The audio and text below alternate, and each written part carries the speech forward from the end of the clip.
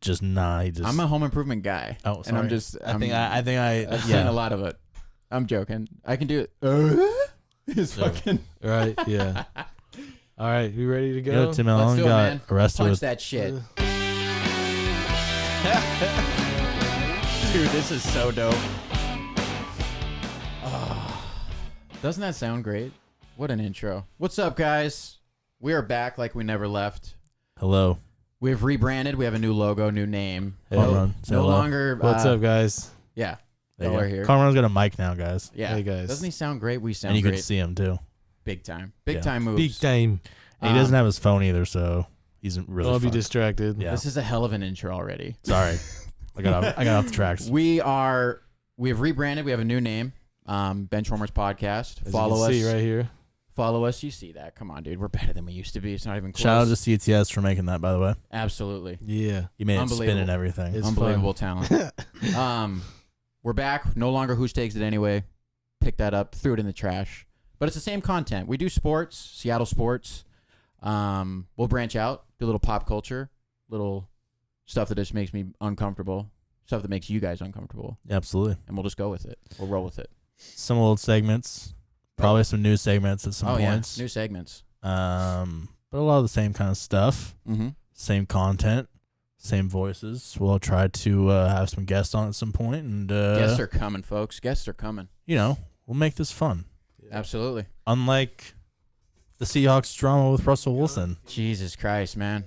It's unbelievable what's going on with that dude. I mean, if you haven't heard by now, just to give you a little recap. The franchise is in turmoil.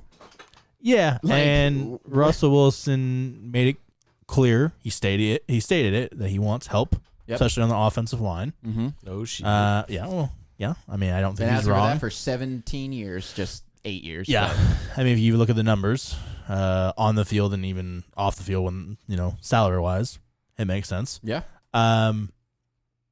He made it clear, made it obvious in his comments.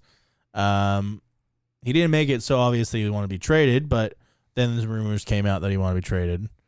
Then his agent put out, his camp. his camp and his agent put out Gross, dude. 4 teams that he would be traded to, and those were, correct me if I'm mistaken here, the Dolphins, Saints. the Raiders, Yeah. Saints, and Bears, right? Yep. And the Bears, yeah. Those are the 4, right? Yep. yeah. You got Cowboys? Cowboys are in there too. They're talking about a Dak for Russ swap. Wouldn't do that in a billion years. So I think the teams are changing. Like question. they're changing, but I think there's always 2 or 3 in there that kind of stay the same. Mm-hmm. But it's been changing over time. But the smoke is still there. Yep. It's still there, and it's worrisome. But I don't know if it's the end of the relationship. My biggest gripe, my biggest take many from this reasons. whole thing is he started this last year after the Pro Bowl saying, I want superstars on this team. And it's like, Russ, no, I'm not saying know your position. You're the best player in our franchise's history, and it's not even close. But you're asking too much of this franchise. Do you think John Schneider can just go, oh, yeah, I'll go just pick these guys off of a tree and make them work with our coach, with our personnel that we already have here? Yeah. And how do you do that? You can't just plug players in. They need to, those interviews that they do, like even last year at the Pro Bowl, like Pete Carroll coached and got to know some guys, and it's so hard to like dissect this whole situation because it's nothing but just dog shit in my opinion. Like this is so hard and I think to fix. honestly, I think like John Schneider has some issues here, of course, Mm-hmm. but I think some of the bigger issues arise from Pete Carroll.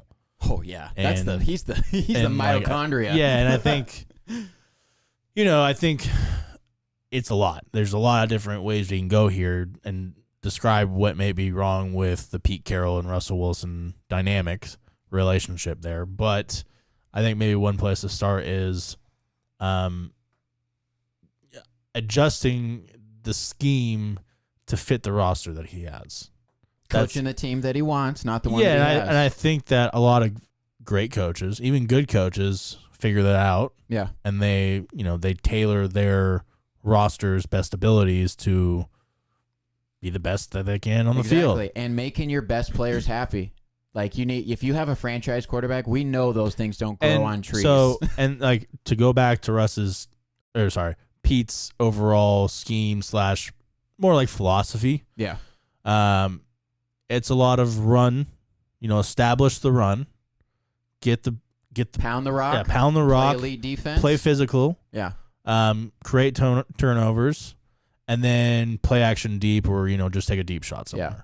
If you guys look at the last, and that worked. That did work when we had the ball players to do it. Marshawn Sure. Lynch is a once in a generation running back, and he ain't here no more. You also had 3 future Hall of Famers probably. Yeah. In the secondary as well. Mm-hmm. That created a lot of turnovers. Yep. And that helped that 30+. defense be maybe the best defense. Oh, it is. Top 5 defense ever, at least. It's top 2, and it ain't 2. Just saying.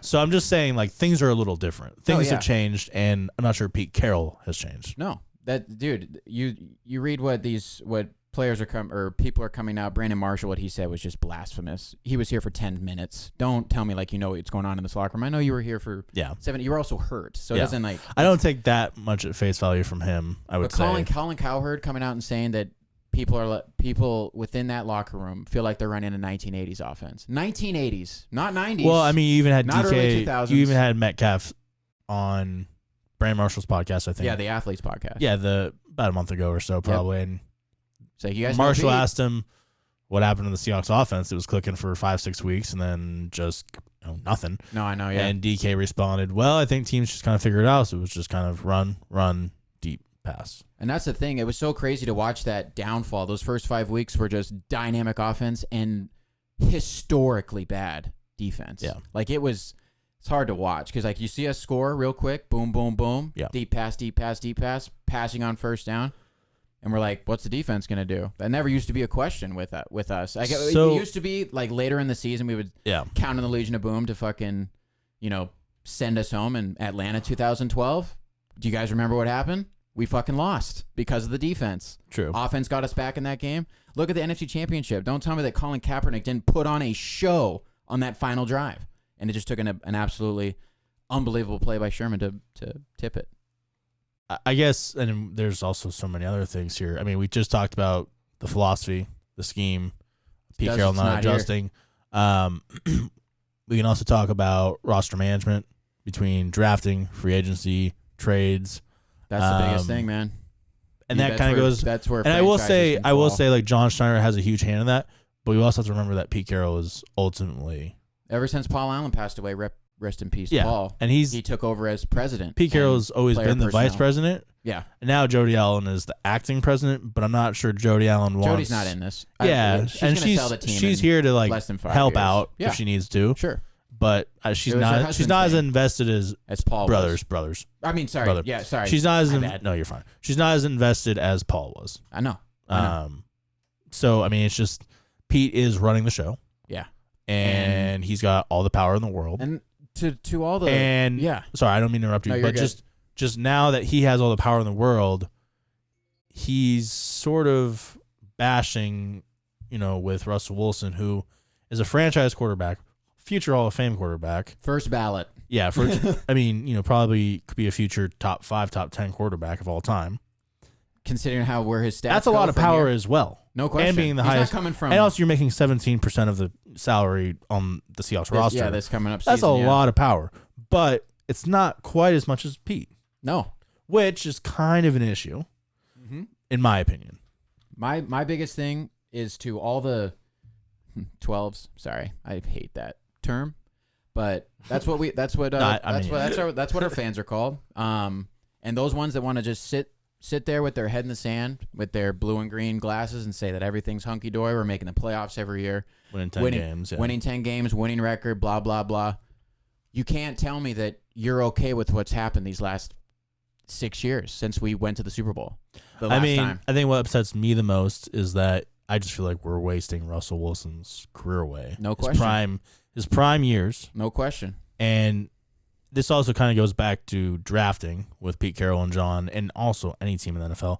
It's not a science. No, it isn't. The Patriots did what they did for 2 decades because who they had under center. Yeah. And and free agent signings and too. very they didn't true. really draft that well, to be honest. They had a couple draft picks that were pretty Getting good, rid of players, but mostly free agents and trades and stuff like that. Letting players walk a year too early rather than a year too late. Yep. Well, I don't know why more people don't do that. So I mean, it kind of goes back to drafting's not a huge science. It's not science at all. People are still trying to figure it out. Yeah, it's almost swings just and misses. it's like a lotto, sometimes It is. It really is.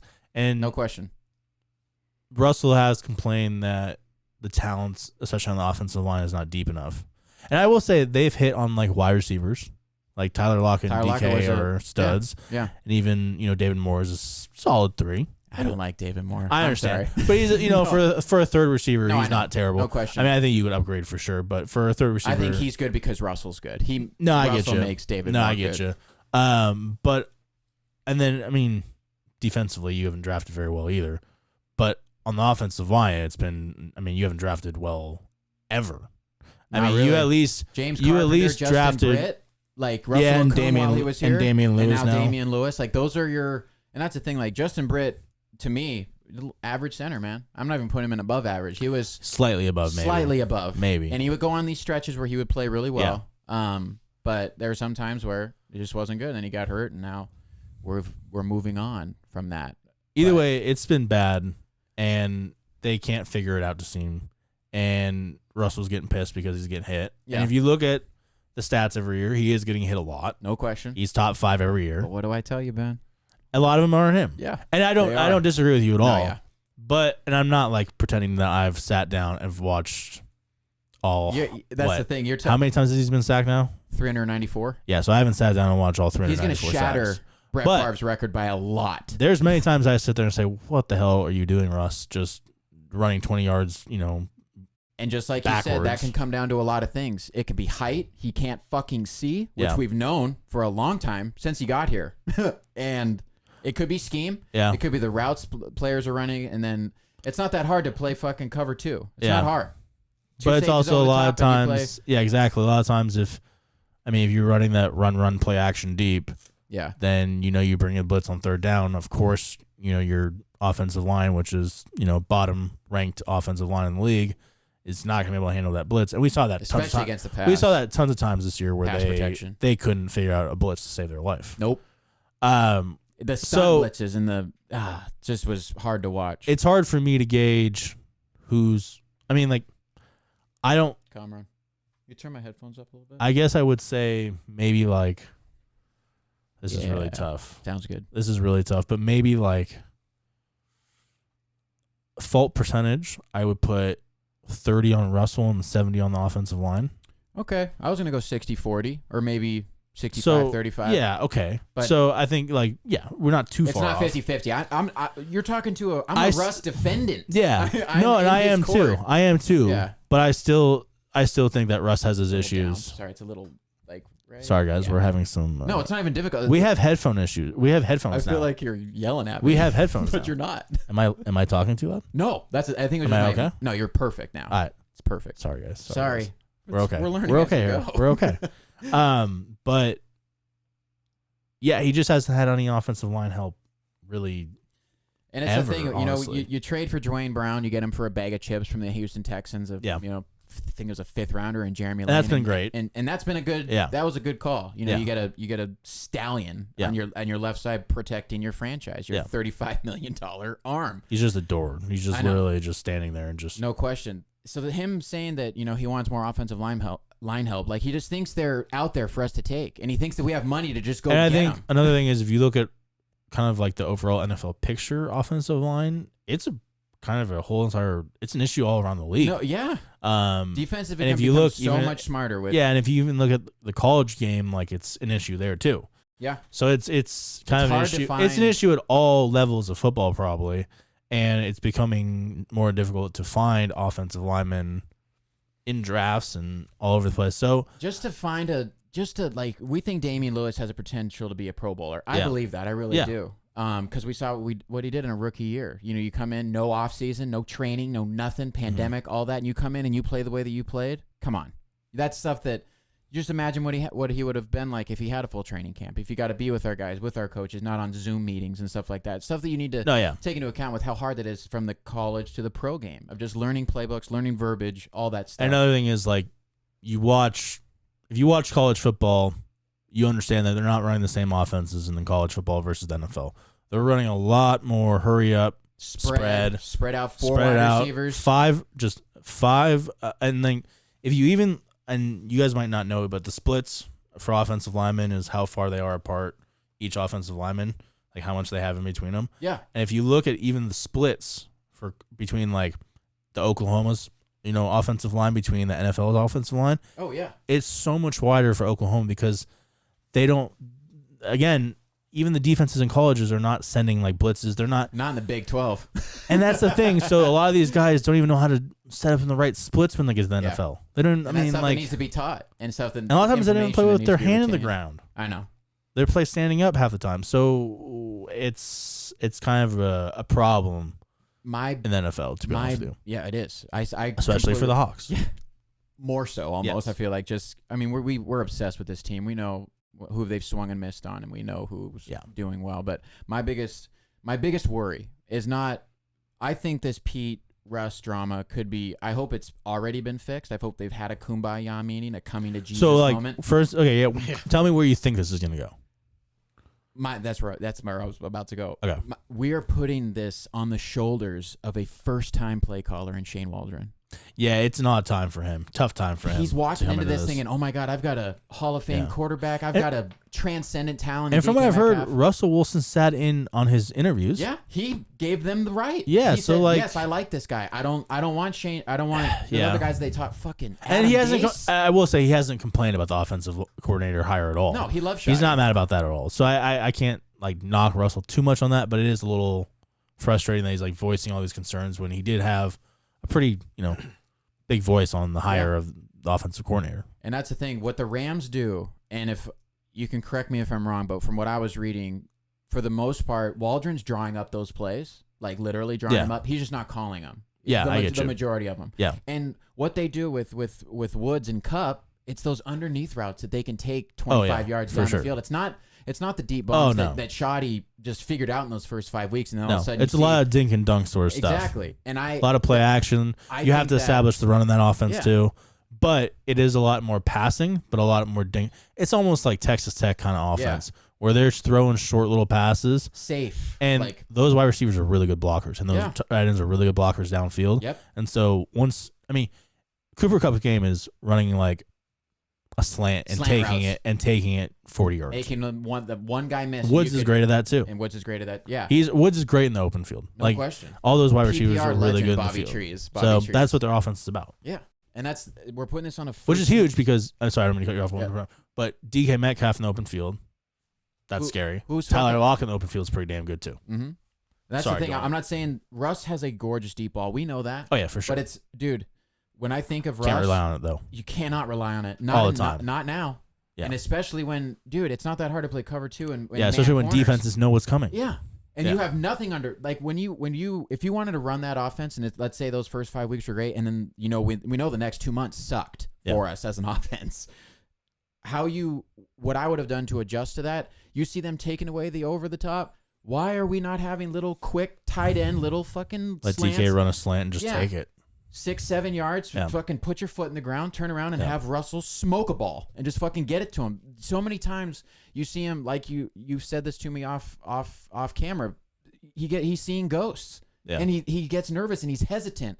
You can see it on film on Sunday. You watch. I'm like, fucking throw the ball. Stop being afraid of turning the ball over. And that Buffalo Bills game broke him in half, dude. Watching those players make those plays, and the Rams game. Yeah. Watching him turn the ball over as much as he did. After that, oh my God, he could have not have been more gun shy. So many times, those signature plays where he rolls out, tucks the ball, and he usually has a guy wide open. Yep. Either deep or underneath or something like that. And he goes, a little fucking hesitation. I'm like, he wants to fire that ball, but he's so afraid of his touchdown to and he knows how important the ball is. That's Pete's philosophy. True. Take care of the ball. Especially when the defense is not creating turnovers. Exactly. Take the ball away and protect the ball when you have it. Probably too. Yeah, and don't tell me that they're not. So where do you think this can go then? Let's be honest. Best case scenario? Let's be honest. What do you think is going to happen? Should it happen? Should it happen? What do you mean should happen? What should happen? Okay. If it came down to it, should Russell be traded? No. I agree with you. No, I agree with you. absolutely not. Anybody who thinks that, like, legit, and they're not like pulling your leg or joking about it. And I hate to like pare it down to would I fire Pete Carroll first or trade Russ Wilson, because I think that's kind of a ridiculous ultimatum in the long run. A dumb ultimatum, yeah. But I would definitely fire Pete Carroll, but I don't think it's ever going to happen. Yeah. But again, yeah, if you ever trade Russ, I don't think you watch NFL football. No. And if you did, you don't have know what 2008, 9, 10 exactly were like. And if you do, the ransom, I mean, you better be getting 5+ first and like a pretty solid care of my future. and a pretty solid player back in return. Because you're getting a guy. I don't know. Drafts are not science. You don't know. So it's again, I wouldn't even do that trade probably. So like it had to be a huge ransom. We got him in the 3rd round, Ben, and he was a baseball player. Like it's so like he was a 75th pick overall. Yeah, and what happened? You know, we signed Matt Flynn, and then this guy just comes out of left field and just dominates in the preseason. Doesn't dominate, but he made flashy plays. Well, he outplayed Matt Flynn.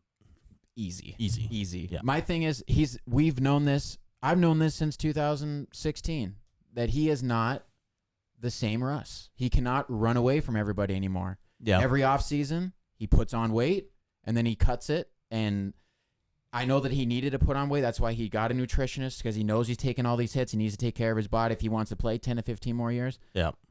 Russell, if you were sitting at this podcast right now, I'm going, there's no way you're playing at 45. Stop.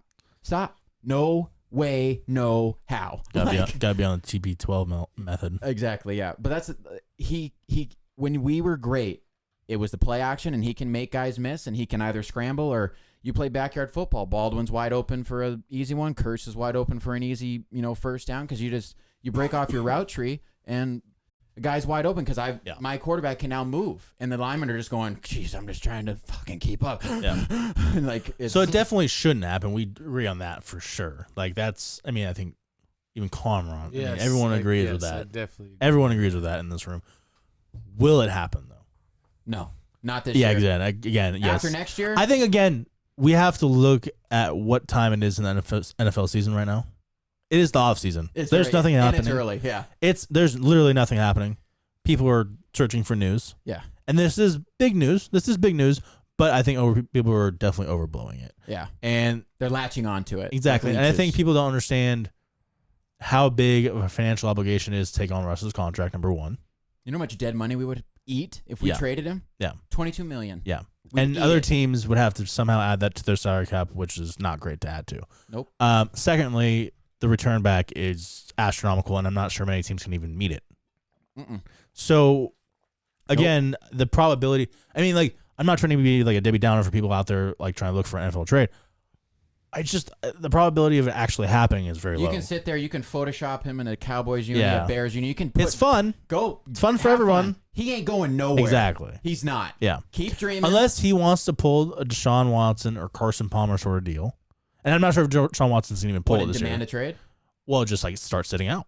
Oh, start actually sitting out? I don't think it's ever going to reach that. No way. I don't think it's ever going to reach that. Remember, look at the deadline that he made us fucking do exactly for his contract. I don't think guy. I think that he loves the game too much to do that. I say that as Deshaun I think loves the game too. Yeah. But I think the Texans situation is far worse. Far worse. At least we're making the playoffs and winning 10 games a season. Right. And we're not exactly. We're not and we're not trading away our best players. Just ridiculous. So it's a little bit different. Ridiculous. So there's just no way it's going to happen. There's no way it should happen. And it's just wipe that from your brain. You think we're actually, that's my thing. I even told you this, and I know they don't, but this is not like unlike any other time with like a player's like future is so cloudy. Yep. Why they haven't come out and like committed to Russell Wilson makes no sense. Hold a fucking 6-second press conference to say Russ is our guy. He's not going anywhere. It'd be pretty baller if like we're getting ready for Pete Carroll stood up there at the mic and just said Russ is our guy and just walked off the stage with John Schneider standing right next to him with the belt. Yeah. With the belt on his shirt shoulder. off. Yeah. That's the thing. I would like that, but I love John Schneider. I know he's the man. He's the reason why we are in the position that we are. And how that's the thing with John and Pete.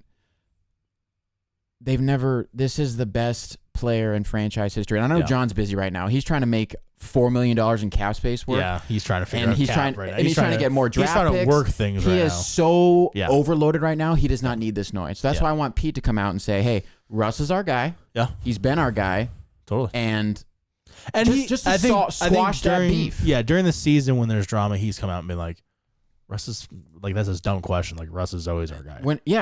But when this like off-season stuff happens, the Seahawks almost never comment on anything. Even like, I'm talking about like domestic violence.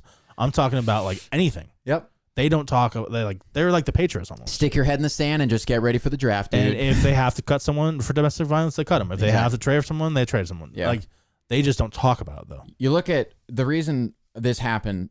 I mean, you guys saw Russell at that Super Bowl and how uncomfortable he looked in that suite. And I know he's so hyper competitive and he wants to be playing. And he even admitted that he was really upset too. Exactly. And he talked about Brady not being touched and Mahomes. He was having PTSD. He's like, this is me. This would have happened to me. Yeah. I know that his left and right tackle were out that game, but I'm talking about Mahomes. I hope you guys realize how important like both the defensive line and the offensive line. It's the most important position on the football field. Both man. those are like most as a whole, as a unit. That's what I'm saying. Like the trenches, trench warfare is by far the most and vital. if that piece last of, Super Bowl, even our Super Bowl against the Broncos, the line of fucking scrimmage, dude, is so crucial. You can tell at the beginning of the game when it's gonna be a blowout if the defensive line is literally reaching the quarterback every damn time, and the offensive line on the same team is not letting anyone touch their quarterback. You're like, okay, this is going to be a long day. It's like playing 7-on-7, dude. Exactly. And it's going to be a clinic if TB12's behind this. If he's behind he's the just going to reins. pick him apart. Yeah. I mean, you put Russell Wilson behind that offensive line, he's going to pick That's apart. where I was going with that. He wanted Antonio Brown in the offseason. Yeah. Look where he went. And look what they got to do. And I know I wasn't. It's a bad look overall. Not gonna lie, but I wasn't for signing Antonio Brown. I understand. But that's what I think that added to his frustration. He's like, I wanted these superstars. I worked out with these superstars.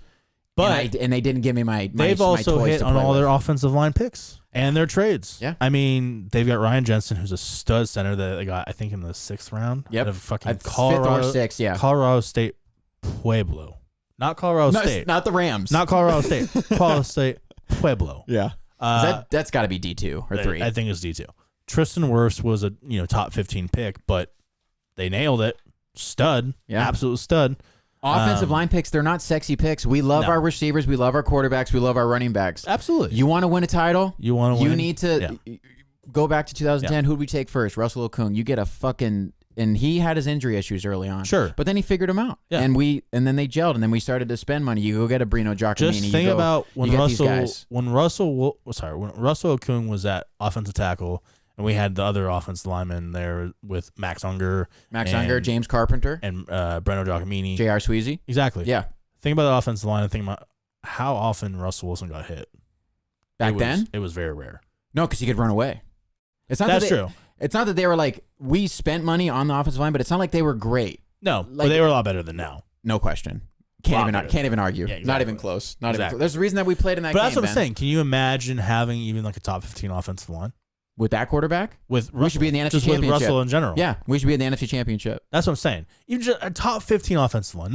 And the problem is that we're always a Why is that too much of an ask? 25. Yeah. Why is that too much to ask? That's average. That's but the 50%. issue is they haven't. I mean, you top half of the league. Look at the past drafts. It's been bad. It's been bad. I know. It's been Ours? really bad. Yeah, the Hawks. It's been really bad. I know. So that's becoming an issue. So what? I mean, like in your opinion, what do the Hawks have to do to fix this? Well, you need to make Russell happy, man, or this can, dude. How do you make him happy? That's cap space is a myth. If people don't understand, you can make money. You can manipulate the money to. You can do open up cap space. Yeah, you can backload it. You can front load it. Bonus money, all that stuff that's not allocated toward the cap space. That's number one. We need to extend players right now. I'm talking Jamal Adams. I'm talking Carlos Dunlap. Those are my number one priorities in this offseason. Russell, you know the blueprint, okay? John Elway did it, Peyton Manning did it, and Tom Brady did it. You need to take less money. Yeah. And it's not that you haven't earned your contract. And I paid you like the number one quarterback because you were. When it's less money, it's not technically less money. You're going to make it down the road, Russ. Yeah, exactly. Just not You're right still now. making the money. Just not right now. Exactly.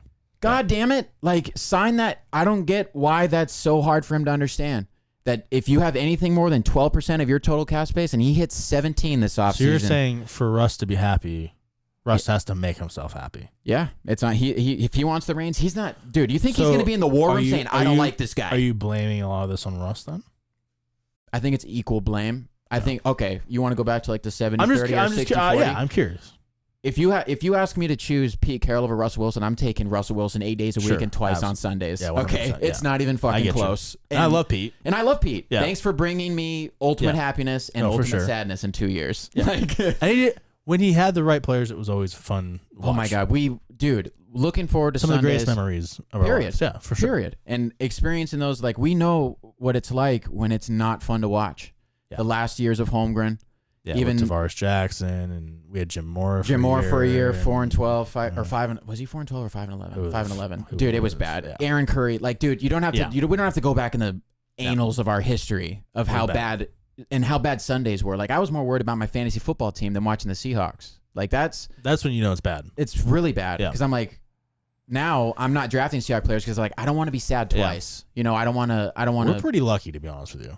We're pretty fortunate. We are. But how fortunate, I'm not going to say how fortunate are we, but when you look at these past 6 years since we've yet to reach an NFC championship or to an advance past a divisional round.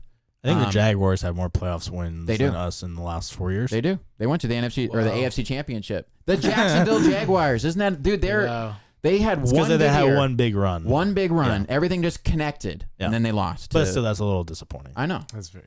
Yeah. That's when I'm talking. I'm talking to the 12s. I'm talking to the woke 12s. The ones you don't have to get me started on the 12s. Yeah, they think that we should be lucky that we have what we have, and you guys want to continue to live in 2013 and 12 and say that or 2013 and 14 and 12 that we draft great, we get great free agent signings, all that stuff. That's out the window, bro. You can't tell me that with these drafts of the past 5-6 years they're not. I don't think they're not great. I don't think it's only the fans that are living it back then too. It's Pete too a little bit. I know.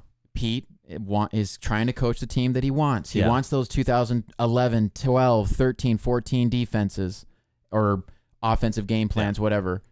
And it's not the team that he has. It isn't. And it's not even close, dude. It's tough. You don't have Sherman and Browner and Maxwell and Cam and Earl. You don't. I see what you're trying to do with Diggs. I see what you're trying to do with Adams.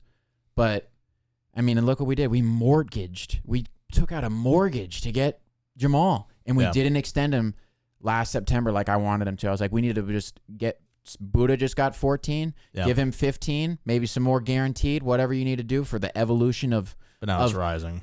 Now it's rising because now he has all the chips. He missed 4 games, almost got 10 sacks. And I know the interceptions are a problem. I know the coverage deep. I will say that he was hurt. Labrams are a big deal. I still think he's a great player. Yeah. He's just not, again, he's not the type of player that fits Pete Carroll's. No, I know. He's a player I've never really seen before. Like, yeah, no, true. Like we saw Cam Chancellor come up in the little box. Sean Taylor-esque almost. Wow, what a comp. That's actually not too bad. Yeah. Does he hit like Sean, though? Does he really just fucking dude, Sean I wouldn't say he hits as hard as Sean, but just kind of a rangy defender, but also like loves to just blow up the play and exactly explosive. But that's the thing that where he thinks he holds all the chips, where he can say, okay, Sean Taylor, by the way. Yeah, if you dude, there's people that if you get 9.5 sacks, you're making $20 million a year if you're a defensive end. Okay, yeah, that's where it starts. Yeah, and you're a safety, so that's where that gets tough to figure out what his market is. Because he's like, I don't just play strong safety. That's and these not are my one position. of the superstars that Russell probably asked for. Yeah, and he asked for both. He's like, I want. You said, they traded away 2 first-round picks for this guy.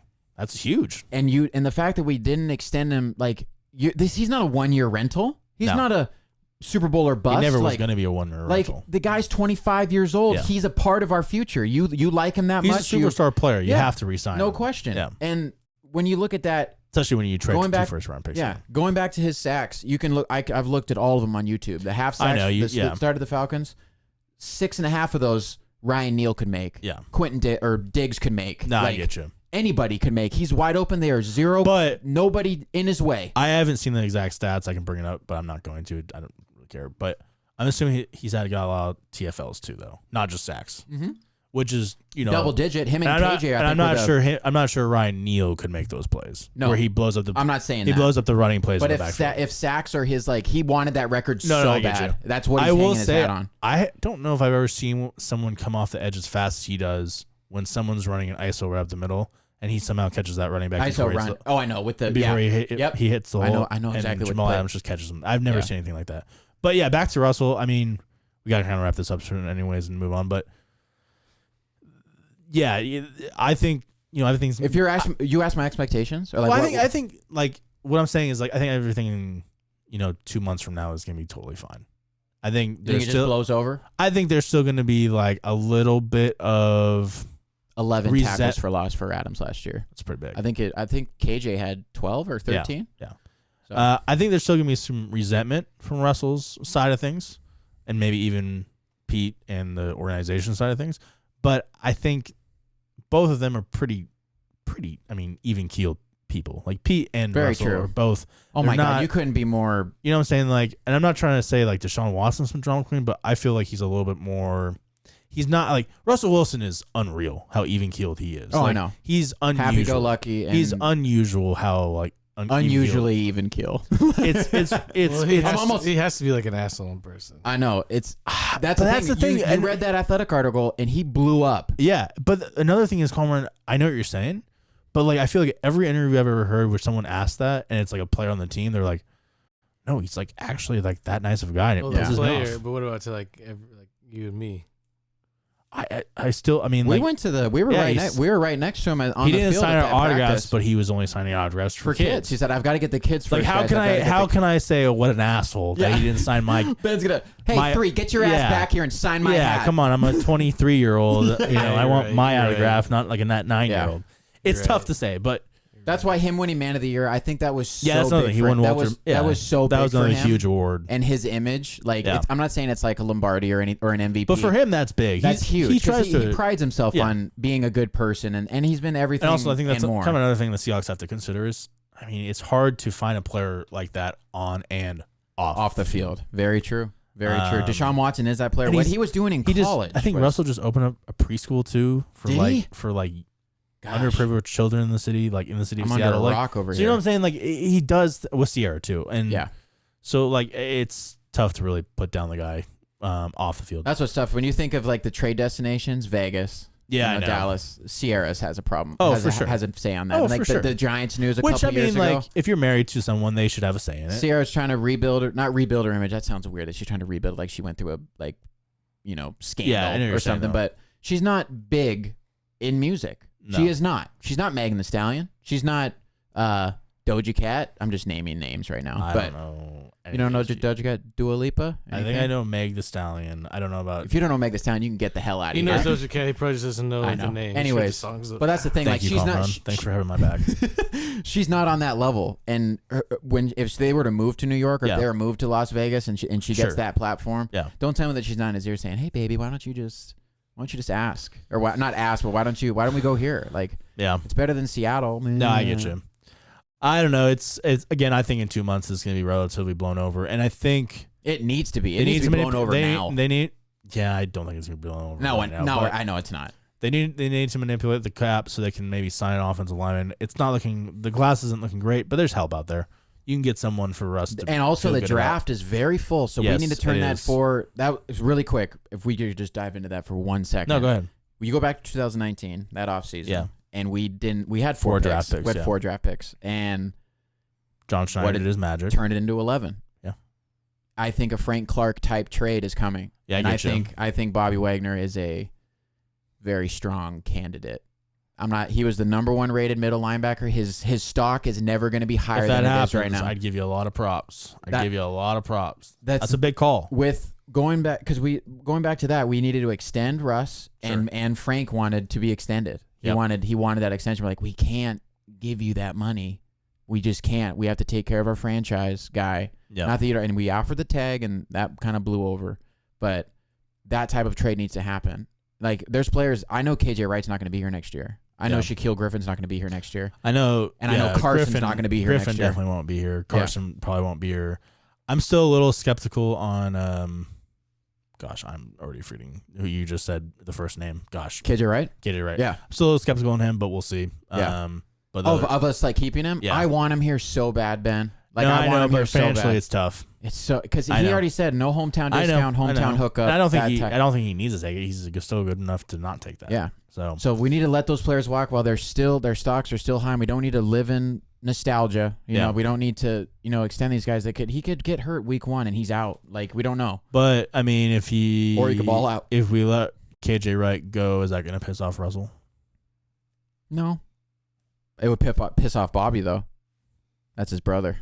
That's his. They didn't come into the same draft, but it's 1 year apart. Right. And I think that would make him mad. And even let's say, what if we keep KJ and trade Bobby? Like then B-Wags would be the only one left from and that. That's the thing with the only person on Wagner that represents himself. 2013. Yeah, and Wagner's making $17.5 million this upcoming year. That is a lot of money, for especially if you have an unhappy quarterback who's the reason we've had a heartbeat the last 6 years. Yeah, my God, how is a middle linebacker making that much money, and why is my left tackle or my center or wide receiver making that much? Because look at DK in a couple years, Ben. He's gonna ask for $20 million a year. No, I know. It's gonna be a 5-year deal, $100 million plus, and.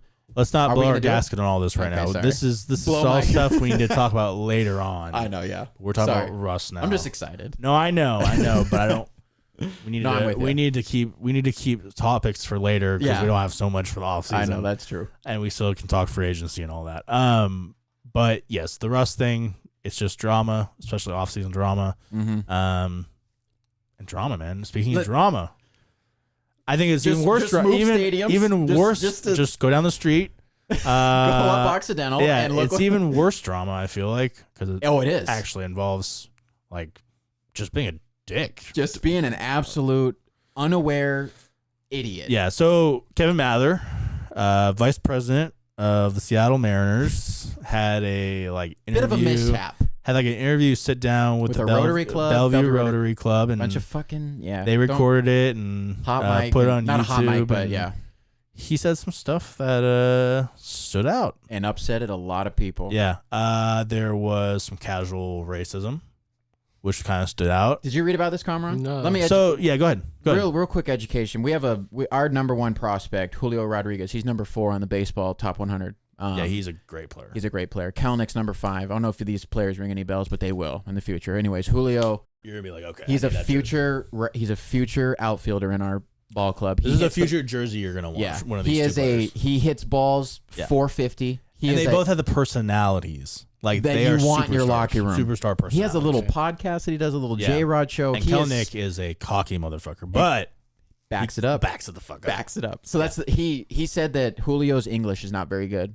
And he didn't call him boring. Who did he call boring? J.P. Crawford? I don't remember. I thought he called James Paxton boring. Was it Paxton? I thought. Marco Gonzalez. Marco was boring. Which is ridiculous because Marco Gonzalez was the one who tried to fight Mike Leake. Yeah. And I'm like, well, you literally just said that he tried. Okay, so another thing is Marco Gonzalez supposedly pinned Mike Leake against the wall because Mike Leake was being an asshole during a pitcher's meeting. Yep. And then Kevin Mather went on to say that he was boring. I'm like, you just said that somebody pushed someone against the wall, stood up for the team, and now you're just calling him boring. And that's the guy who's going to have his hand in his pockets. Yeah, your star starting pitcher, by the way. Yeah, your ace. Yeah. That you replaced Felix with, that you gave him the ball in 2019. Back to the casual racism, though. Yeah. Explain that. So Julio Rodriguez, who's been in the United States since he was, 15, 16 years old? When he came over, yeah. He's 19 now. So, and let's be honest, English is the toughest language to learn because it makes absolutely no sense whatsoever. How much gibberish we have? You know this because are you fluent in Spanish? No. But you speak a lot of it, right? You speak a lot of it. Yeah. I'm not trying to be a dick, but you speak a lot of it. Yeah. And you understand English actually grammatically makes no sense whatsoever. When I learned Spanish in middle school and then freshman year, I was like, oh my God, we have so many words that mean the same thing. And not only that, just the structure of sentences. Yeah. When they start with very true. They start with, his or her, exactly. It just makes more sense. It's almost like an equation in math. Yep. And so when you come over here and you're trying to learn English, it's not easy. And so he's been working at it, and he's actually really good. You look at his interviews, he's really good. And so now Kevin Mather, go ahead, Bisu, continue. So there was 3 people that he. Sorry, I'm fired up now. Oh, you're good. I love this. 3 people that he really upset. Marco, calling him boring. Guy has more passion than pretty much anybody on a field. Yeah. He strikes somebody out, he's pumping his fist, he's slapping his glove, stuff like that. Calling your ace. This isn't just about prospects. These are the best prospects we've had in 30 years, Kamran. Older than all of us. Kelnick and Julio Rodriguez. And you go to Gilbert, Hancock, all these. But the thing that he said with Julio, the racism thing. Oh. Was they're lazy. Yeah, and not only that, he just said that like he's not very good in English. He just straight out said that about Julio Rodriguez. Yeah. And that's the thing. He has a podcast where he's interviewed players within our organization. Dude, is it broken English? Yeah, but he sounds great. Every reporter came out after that and was like, this guy's been working on his English tough and like unbelievably, and he's improved immensely, and he speaks pretty good English now. And for the president to come out and say that sort of stuff, and then he went on to Hisashi Okumu, who's been somewhat of a Mariners legend in the previous decade. Yeah. He came out and said, "Oh, I'm tired of Hisashi having an interpreter. I have to pay him $75,000 a year, and I have to pay his interpreter. And now that he is with us as a scout or a coach or whatever, special assistant, special something, we're not going to hire an interpreter because we think his English is good enough." Yeah. And I'm like, dude, why do you keep saying stuff like this? Yeah. Like, and what they're doing with one of the bigger things is Kelnick's service time, and the fact that if it wasn't, and that's a whole nother deal. And so just to go back to the racism really quickly, which is the biggest. Yeah, and that was the biggest thing. Was just like the Hisashi stuff. It's just like to come out and say that stuff in casually, 2020, just so casually, unbelievable. It's just like, and for these guys who given you a lot. Hisashi's giving you a lot over the last. Yeah, dude's pitched through like a torn rotator cuff. I feel like at times. Yeah, dude's gone out there and just balled out. You're gonna sit there and do a crack at his fucking. I'm sorry language? that you had to. I'm sorry that you, who makes what $2 billion a year, maybe. Yeah, fuck off. Had to pay $70,000 for an interpreter. Yeah, it's cheap. Come on, dude. Use your dude. Yeah, come on. That's the whole thing. But let's move on to the other. The list doesn't end there. Yeah, the list doesn't end there. He pissed off. That was by far the worst. Yeah. But. It also, it includes Kelnick. And Jared Kelnick is also a top 10 prospect. 5, yeah. Top 5 prospect. And one of the best prospects in the organization in the last 20 years. Yep. And there's a time service thing. It's go ahead. You try to explain it. I don't do it very well. No, but like with arbitration and stuff, I can't explain this as well as some people can, but it's so crazy. When you extend Evan White like we did in the offseason, when he had barely played any major league games. Yeah, he played AA for a season. Hadn't even played AAA. Right. And you extend him like that, and then you 8-year contract. The question is would we, if we extended him like that, he's playing Major League Baseball. Like, he's not playing AAA when you just extended the guy and you're paying him this type of money. You're not paying him to play in AAA. No. You're paying him to use our future at he's a future at You're not signing some dude for 8 years just to bank on him in the minor leagues. You're like, this dude's our future. Like, and look what he did. He won a Gold Glove. Yeah, Is the bat there yet? No. But it's hard to make that switch. It's getting there. You can tell it's gradually. Yeah. 2 Gold Glovers in our infield right now with JP and Evan. And the outfield, that's our dude. Yeah, no, but so the Kelnick thing, though, to get back to it, the service time thing was last year Kelnick wanted to come up. Yep. He wanted to be called up to the major ready. leagues. And I will say, we brought up some scrubs instead of Kelnick. We signed Tyler Irvin off the street at one point. Philip Irvin. Philip Irvin. Former first-round pick. Yeah, to play left field instead of calling Kelnick up, who was hitting like 300. Yeah. And you dropped Malik Smith, who was your starting. And so Haniger was hurt. All these things. And it also stems back to when we drafted Kelnick and supposedly promised him that he would play in 2020. Yeah. Now we traded for him. We traded for Kelnick. Traded for him, and we promised that he would come up in 2020. Yep. Now another issue is last season was an interesting 60 games. It was a COVID-ridden season. And honestly, I feel like baseball was the first sport back in all of that. Maybe basketball, but... No, basketball came out... But they were probably out for playoffs, right? Yep. So baseball was like the first sport back like really officially, like to bring it back the whole entire season. No question. And they had an abbreviated season. Yep. And the Mariners upper management said it's not really necessary to bring him up during this type of season. Yeah. You know what I'm saying? Like, which you can understand, but... I understand, but at the same time, Kelnick, who's been working his ass off, busting his ass off to become the top 10 and not prospect. even be able to play last year. Like, there was no AAA. There was no minor league ball. And he was called to the taxi squad. Yeah. But again, he never got called up from the taxi squad. Nope. And so he was pissed. His camp was pissed. As and he they felt like they were kind of crossed. Yeah. They were betrayed. Yep. They were lied to.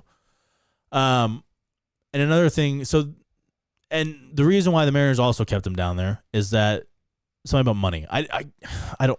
So with service time, you can make a certain amount. Yeah. When you have a certain amount of service, they don't have to pay him as much money now. Right. Now that he didn't come up to the majors. Yeah.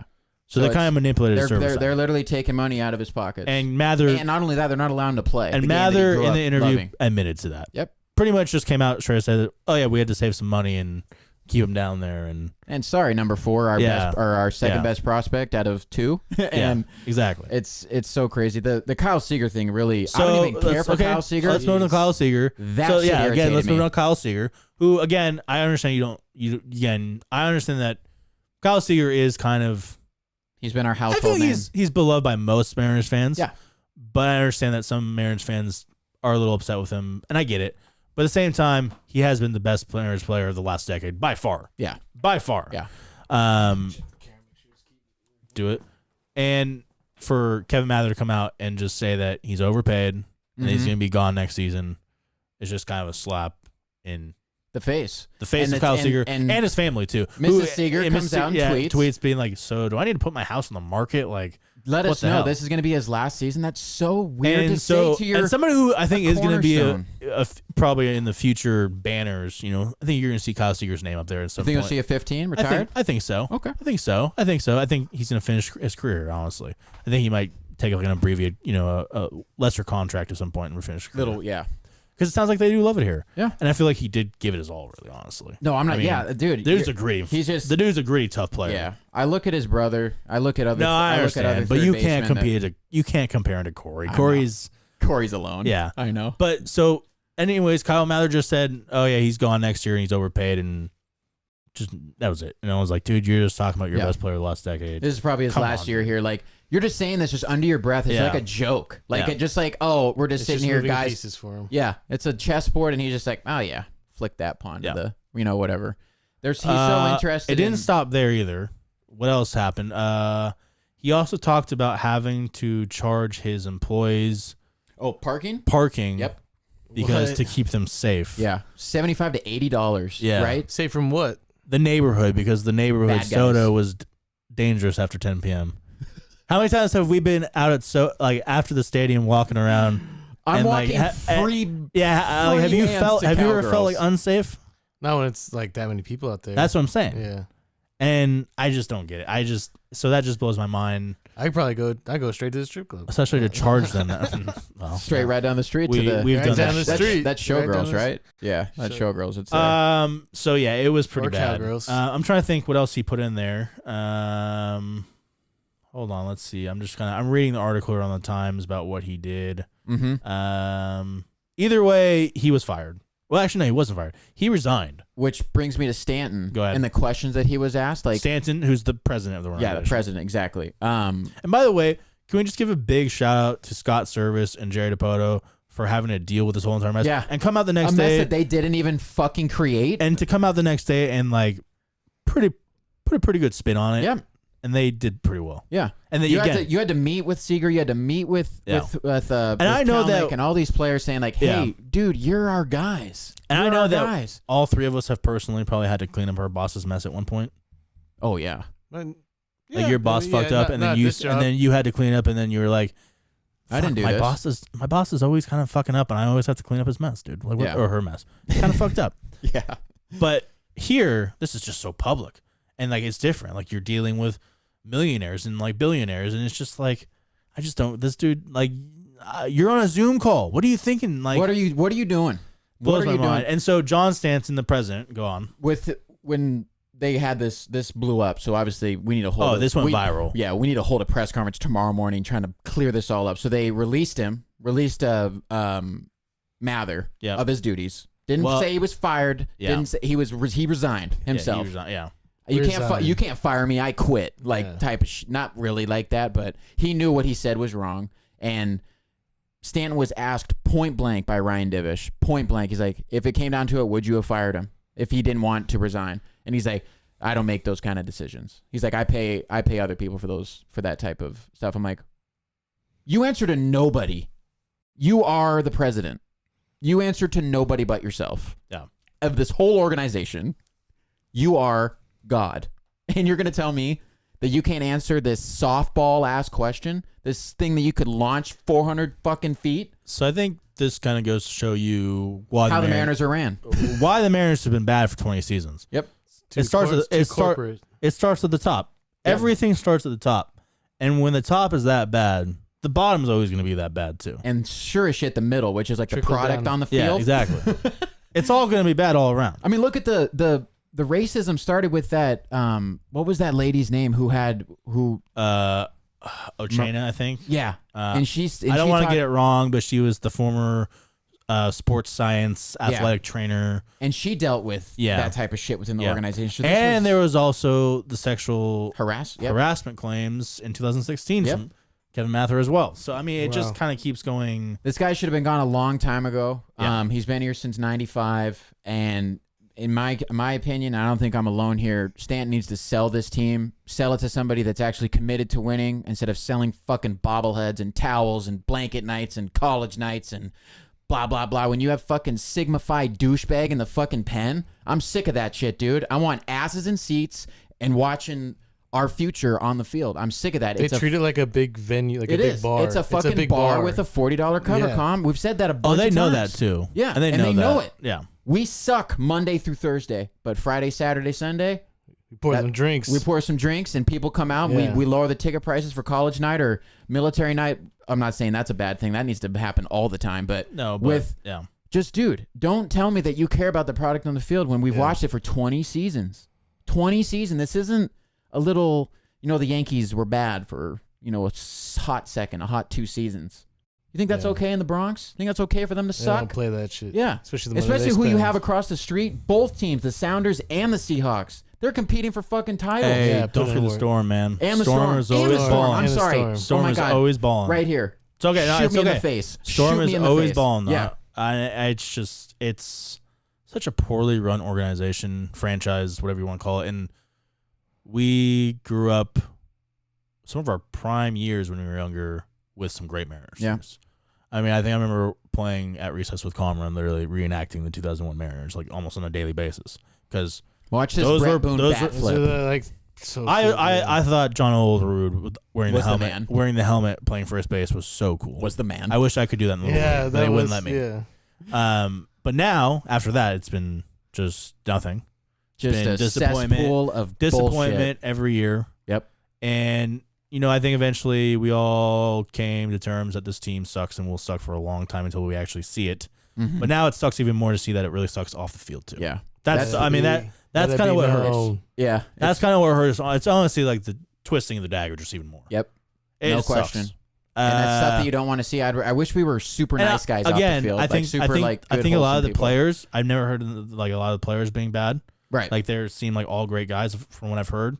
All the coaches seem like pretty good dudes. Mm-hmm. Scott Services, Jared DePoto, but the upper management, when been a problem and unfortunately, for 30 they're the years. ones that reflect the organization mostly. Like this is what people are seeing. The headlines aren't the players. It's these assholes at the top. When you have your vice president make any kind of statement like that, of course, your organization as a whole is going to look bad. The vice president is going to say anything at a Rotary Club. Yeah, like what are you doing, bro? Like, why are you taking innocent quips at us who are not even 30 years old yet?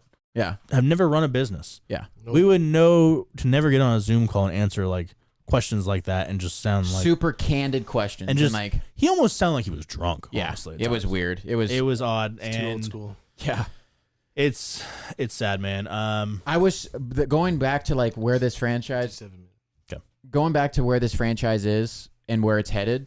I was so excited like before this news broke. Not like super excited like other seasons, like weather starts warming up, baseball's in the air. I get excited. But just the prospects that we have, the prospects we haven't had in 30 years, Ben. This is not 1995. And you saw some of the younger guys even last year start improving. Exactly. And like Crawford's fun to watch. Crawford's great to watch. These guys play with swagger. Good. Yeah. Evan White's going to get Kyle he Lewis has nowhere to go. Kyle Lewis is not even being talked about. Rookie of the year. Yeah. And all this other things are going on. And I'm like, my God, dude. Yeah. We have and that's the thing with the COVID year last year, it was tough to watch because I'm like, man, it's so hard for any team to just make it through these 60 games like unscathed and have nothing like affect us like that. But when I think about like where I stand now with this franchise, I am cautious because I know that DePoto and Service needed to fix this ASAP. Sure. You need Julio in your office, you need Jared in your office, you need Marco in your office. From what I've heard,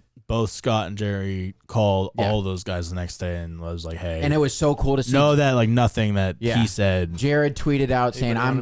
I'm cool, okay. bro. Thank you, looking. though. Thank you for offering. I'm looking. Casual I'm looking podcast, by the way. Yeah, I'm looking forward to playing for you guys. And he didn't say this, but he's like, I know I'm a part of your future, and very. And innocent. I think sorry, I'm talking on the mic here.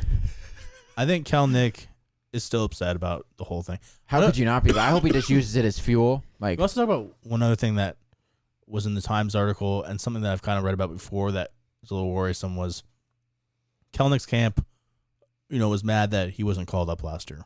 Yeah. But supposedly they were also mad because they kind of felt like he wasn't really even progressing in AA last year or AAA, wherever he was. just kind of like staying. Yeah, he didn't. I could look And up so his stats, but that worries me a little bit because we've seen a lot of prospects get up too pass- early or come up too early, or not only that, just not develop oh yeah, in the Mariners Nick organization. Franklin, And that worries me that our minor league development Chris Taylor. is just not working. It isn't. And hasn't. I hope it's working I hope now. it's But changed. Yeah, but now that Kelnick's camp is saying this sort of stuff, is it?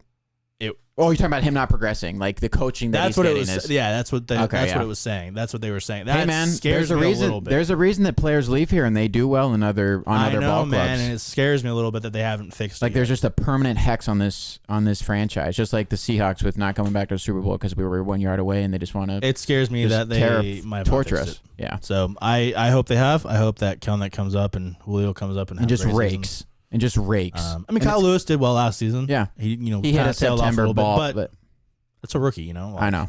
First year in He the just got here in September in 2019, and 2020 was supposed to be like a breakout year, and it Yep. was. That dude, his July numbers, and halfway through August, then he just kind of started hitting a little bit of a plateau. But I think he's the future in center field. I really do. I think him, Jared, and Julio are going to be our outfielders. Well, either way, it's good that Mather's gone. Period. Needed. I kind of to wish happen a that long was time probably ago. handled a little bit differently. Yeah. But now that he's gone, that's good. Mm-hmm. We'll definitely discuss the Mariners as the season progresses. Yeah, because the first spring training game was today. It was. I think it's tied 4-4 right now. Baseball's here. Baseball is so Baseball's back. here, which means spring is coming. It which is. going to be nice. We got out there today and golfed a little bit, right? Just a perfect day. Hit 9 holes. Quick little 9. First one in 6 months for me. So that's what I was going to talk about, old man thoughts here. Let's hear it. Kind of goes with those holes. Sure. I made a weird noise earlier on the couch trying to get up. It's like Run, can you make that noise? I forgot it, but it was. You want me to make the noise? Yeah, make the noise. Yeah, that was me trying to get up from my couch earlier because after 9 holes of, by the way, just par 3 golf. Par 3 golf. Yeah, I felt like I was. Like For some reason my body is like not feeling good. I don't know why. So I feel like I just hiked I'm a fucking old. trail. Old man thoughts. I'm out of shape. I didn't even play that well today. So I'm with that. yeah. With that. I love that. Cameron, you got one? Shit. I was thinking about one last night. Let's see it. Or let's hear it. Let's see. My old. Oh yeah. This actually happened to me the other day. So when a light turns green, right? Sure. Yeah. Obviously you There's get, a straight green light. yeah. I don't see why you don't take off within a second. People are you're talking about people in front of you? Yeah. They're texting. Their Yeah, heads are They're down. just not paying attention. People, dude. But no, hit sometimes them I with a can little, tell. I can hit tell. them with a little I honk. can They'll tell, go 60 through the I can light. tell they're like faces headed up. But and no, then but think Well, about yeah. think about our generation. Like, it's like, go. The light's not going to get any. but think about greener. our generation. They're just constantly like, Yeah. they're not paying attention to anything. And so it's the worst when it comes to driving because, I mean, you really got to be paying attention when you're driving. If anything. And so it just, No I'm right question. there with you, man. Like, it's not only like green lights, it's just driving in general. Yeah. People do not pay attention. Yeah. Yeah. And that's the worst, bro. When you don't pay attention when you drive, man, it can be deadly. Yeah. No doubt This about is a it. safe driving podcast, so please do not text and drive. Do not drink Obey- and drive. Obey the rules of the Please road. be safe. Yeah. Okay, guys. You've had a good one, and you've been kind of Buckle up. putting it up on a pedestal here, so Yeah. I'm interested. Well, it's not a pedestal, but this is something that really escalated throughout 2020 for me. So and we are back now after pretty much. When was our last podcast? I don't mean to cut you off here. Mid-September 2019. And the pandemic hit in February, March of 2020. So a couple months. Yeah. About 6 months. And I'll after say we that started. And going then, back to our so we haven't really seen much of each other, to be honest with you. No. In the last year almost. Really. Yeah. We see each other every once in a while, but it's very rare. That's kind of how it is. That's kind of how it is nowadays. Yeah. Anyway, sorry. No, you're good. So yeah, 2020, going back weird to year. when we used to do these old man thoughts, I was such a different person. Like Yeah. I was more, nothing really bothered me. Like stuff bothers me. Everything. So if you aren't bothered by a lot of stuff, Jesus Christ. Good for you to last till 28 with that. I was done with that by like 25. Because it's all downhill from here for me. There's a lot of things that just irritate me now. A lot of things that just really just make me cringe and like, dude, why are you like that way? Why are the people good like side this of way? life. So okay, buckle up, guys. This is gonna be all time, in my opinion. Gen Z, okay. What is Gen Z exactly? Gen Z is people born from 97 to the early 2010s, and then we get into Generation Alpha. So that they would haven't be ages messed up yet. Ages. Sorry, I need to do the math. Do here. math. 20, 23, 24, 25, 97, or 24. They will be 24 this year. So they'd be 10 to 24 years old. Yeah. That's the age range. Yes. Okay. Yes. Go on. Sorry. Okay. And this is pretty much all strictly social media based, Okay. and what the footprint that they have Sure. left for us to This is the TikTok generation. pick up. Thank you. You took the app from me right out of my mouth, and it is the worst app. I hate TikTok. I don't have a TikTok for that reason. Yeah. You have a TikTok on right Ben, now. let me. No, you don't? Okay, good. Ben, let me drive this Sorry, car for sorry, one sorry, second. sorry, I have sorry, so sorry. many things that make me uncomfortable. No. I want to say about TikTok too. No, you gotta don't do that. Well, no, I want to let Beast do because I don't want to. No, I know. Here's my thing. It's Gen Z is the worst thing that has happened to our society, and it's not even close. Oh, we already sound like the old guys now. No, that's the thing. Dude, they're called Zoomers. Like, great nickname. Okay, cool. You guys are tight. I actually said this earlier. I said TikTok is the worst thing. That has happened. It's like the end of. Oh, I could go off on a whole tangent about TikTok social media. could end life as we know it. Yeah. It's the I'm just thing, saying bro. The platform, the people that are getting these platforms, your hype houses, your sway houses, this is all TikTok based. This is all coming from TikTok. Social media TikTok, houses, influencer houses. TikTok is hands down, not even close, the worst social media platform ever It's created. awful. I get its purpose. Short video content. It's I get for that. it's for people that don't pay attention. Yeah. You know, They can just you know, those cars, yeah. it's what Vine would have been if Vine kept going. That's my next thing, man. It's a wannabe Vine. It always will be. It will never not be. That's the thing. That app, 6 seconds or less, you had to capture an audience. Yeah, but that's it. Yeah, but Vine had 6 seconds. Yeah, Vine was 6 seconds or less. Yeah.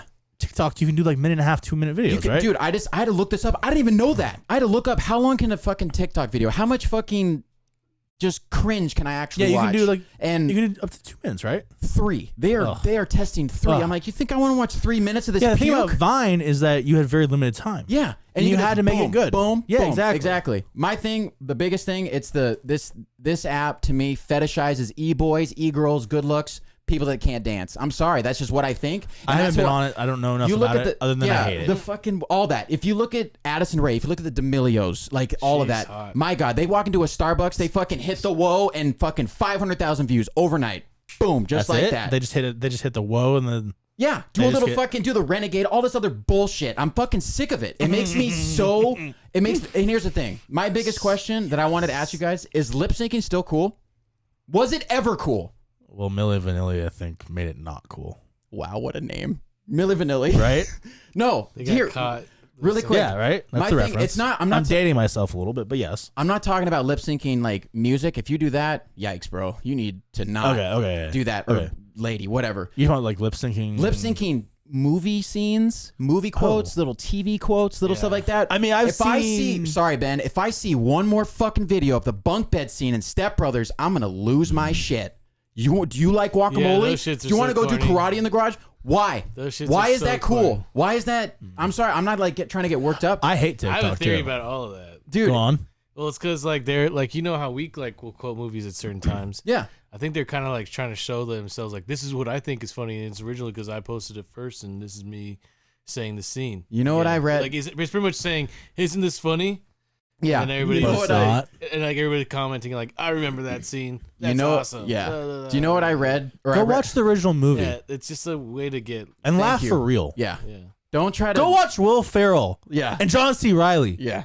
The actual legends do it themselves. Yeah. Dude, if We don't need to see you do some knockoff Gucci version of it. Yeah. Gucci Don't- version. My thing is, You know when you get a knockoff Gucci off the streets? Oh, okay. Yeah, I hear you. when I read a viral tweet, okay, and it was from a Zoomer, and it was. I wish I was a teenager in the early 2000s. The music was so good back then, or like, and they're talking about like more like teen like punk bands, you know, Blink-182, Simple Plan, things like that. And I'm like, oh my god, when we were growing up, did you guys ever think, like, man, it'd be really tight to be a teenager in the 70s? That's 30 fucking years ago. Like from when we were growing up. They're going back. When I was a teenager, I probably thought that, yeah. They're going back 15 years now, and they're thought already it'd be, jealous. I also of thought what it'd be cool to be a what we- teenager during the Nirvana era. I would say 90s, during the grunge era. 90s was probably the best time. But Very true. I was very also true. thinking during the Jimi Hendrix era too, it'd be cool to be a teenager. I would choose 90s. I would be Yeah, 90s. it's just anyone that's kind of like Sega. out of pretty any era edgy. in the 20th century. anyone that's like very edgy in the kind of like the rock venue. I would want to be in that. Oh, bro, era. just think about the 90s. It's when Sega was getting big, Nintendo. Nintendo's. I get you. 64, yeah, some of the best the music. internet's being invented. Yeah, But being invented. Some of 70s the best music between rock and rap. 70s 70s music? had a lot So of good music too. It did, but just think about the era as a whole. And I know. the I get 70s were you. crazy. Sports was, oh my god, NBA in the 90s. Can you imagine Yeah. going to a game in the 90s? I get you. And that's where, dude, my thing is, not all TikToks are bad. I'm just begging on the cringy ones, the TikToks, But about the POV 75% videos. of TikToks are bad. I think it's 90%. By the way, we're at Okay, an hour sorry. and 10 minutes right now. Okay, sorry, I'll wrap That's this perfect. up. No, we're My good. thing We're is, okay. I don't know Gen how long- Z. I don't know how long we're going. I'm just saying. Gen Z, Okay. if I could just talk to you, if you were outside of the ones that I actually know, which is very few, you guys pass the test. You guys aren't like what I see on this app. Do we know any Gen Zers? Like Yes, Ben, we do. who? I'm not going to name names, but yes, we do. I'll tell you do. I'll tell you off the camera. Like that we hang out with? No. No. That's what I was saying. Oh, okay. No. Well, no, we don't. I Okay. don't think so. But- Like see on a regular basis, like not on a regular basis, but you know, like Okay, then yeah, we do. okay. My job. Is it? Well, I'm not. I'm talking about like who we see at, like people's parties and stuff like that. Yeah, those are all Gen Z. All those Every girls? single one. All those girls. All of them. Shit. Okay. Yeah. That's why they love TikTok. Yeah. Okay. No, not they're. Never mind. Sorry. Really Okay, quick. Sorry. God damn it. Sorry. Gen Z. If I could talk to you, your crown jewel, your queen. Sorry, makes me uncomfortable to even say that. But Greta Thunberg is your crown jewel. She. Oh, The the climate change activists? goes. The climate change climate goes. She's going to activists, change yeah. this earth. She's bringing it to the forefront of our nation's attention, our she's pretty country's cool. attention. She's cool. She is. She's taking it to Trump, which is cool. She's great. She says, "Hey, Trump, fuck you." Yeah, she's great. And the rest of this stuff and how much it. I don't know who this is. You know who Greta Thunberg If is? you saw, If you saw a picture of I'll her, bring my a God, picture. yeah, I'll bring you a would picture. recognize her. But that's the thing. That's all you guys have, and they can. That's the thing. It's becoming a Gen Z versus millennial like not gonna world. lie, you kind of made a left turn there. I was expecting someone else, but I like it. Oh, I like who Greta. do you have a? Well, no, I just didn't think she was gonna get brought up at this point. But she's cool. I like her a lot. Yeah, she's she's Never very seen her, smart. never- She's kind very of a badass. smart. Never She seen her, actually never kind of heard of her. reminds me of the little Stark lady in Game of Thrones that like is just the badass towards the end of the series where she I has know her her little too. house of 62 and like remember that she pledges her house and she's just that little badass God, girl. what's her name? I can't remember, but she's a Okay. badass in that shit too. Yeah. Anyways, yeah. So But I she's get what you're saying. 18, so she's a Gen Zer, Oh, and she's 18. yeah, Oh, wow. I think 18, 19. She started she talking about was- stuff when she was a teenager, so Oh, she's she's been 18. pretty Wow. 18, She's 4'11". Yeah. 4'11". Yeah. Wow, what a she stands like she's 7 foot. I think you're legally considered I'm not sure what the word is nowadays, but a Oh, me smaller too. person 4'10". if you're under 4'10", right? Yeah. 4'10" and below. Yeah. You are. Okay, but I do agree with you. Fuck TikTok. Fuck TikTok. I hate hate TikTok. it so much. I was trying to be nice earlier when I said 75% are bad. I was thinking about this last night. You said 90%. Yeah, it's probably more like If you- 95%. because it's just what they fetishize, bro, and it just makes my just cringe at where our Well, like you said, society it's is meant headed. for people that are younger than us. Yeah, and It is. they're taking this and running away with it, and it's not in a good way. It's not in a good way. So my thing is, But you just know, wait till the next generation. Generation Alpha. I mean, what are they going to come up with? They have to save They have to I save mean, Gen Z. We already have like holographic, like NFGs. We'll talk about this later. Or Yeah. I don't even know. We'll talk about this later. Yeah. But I know. yeah, glad we're back though. Yeah, very This happy was to be fun. back. And we're glad to have you guys back. And We'll try to keep these from 45 to an hour. yeah, just had to we go went a little overboard. longer today because we had a lot to talk about. But welcome to Benchwarmers podcast, and thank you for listening. Like, comment, subscribe. Yes. Leave us some reviews on Apple Podcasts. What's our handle? The Real Benchwarmers. The Real Podcast. Benchwarmers podcast on Instagram. Twitter is not yet changed, but by this is up, it should be changed. Same with Like, SoundCloud. comment, subscribe. Check this out. First, you'll be on YouTube, and it should be also on Spotify, iTunes, all that good stuff. We'll Also- be releasing Under every Monday. Benchwarmers podcast. Yeah. If anything, just follow our social medias, which is going to be the Real Benchwarmers podcast, and you'll see links to it on that. You'll see. We'll tell you where you guys where to go. Also hit the bell because that's the new thing. It's Yeah. kind of like the Notifications on, baby. It's like the new subscription. Really. Yep. Hit the bell. But be subscribed to. Yeah.